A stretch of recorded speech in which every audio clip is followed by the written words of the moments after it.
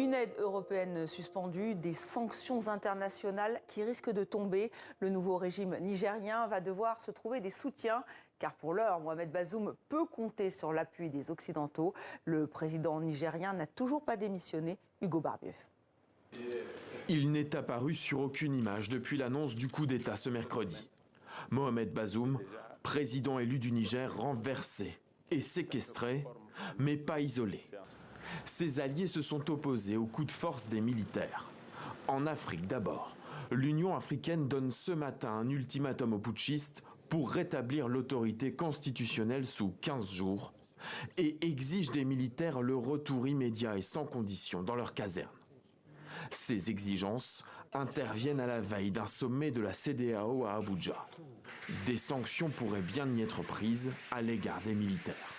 Le président kényan a lui aussi condamné ce coup d'État et en appelle à la communauté internationale.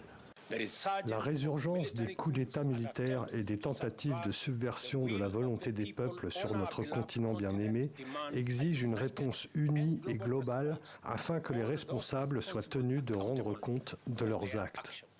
Les alliés occidentaux de Mohamed Bazoum se tiennent d'ailleurs derrière lui, en premier lieu desquels les États-Unis, au soutien qualifié d'indéfectible par Anthony Blinken. Nous sommes activement engagés auprès du gouvernement nigérien, mais aussi auprès de nos partenaires dans la région et dans le monde. Nous continuerons à le faire jusqu'à ce que la situation soit résolue de manière appropriée et pacifique. La Maison-Blanche a par ailleurs souligné que le coup d'État mettait en péril des centaines de millions de dollars d'aide. Même ton ferme du côté de l'Union européenne. Dans un tweet, son chef de la diplomatie annonce suspendre les coopérations dans le domaine sécuritaire et met en garde contre toute rupture de l'ordre constitutionnel au Niger. Mais la réponse la plus attendue doit venir de Paris. Le président Emmanuel Macron a réuni un conseil de défense aujourd'hui en urgence.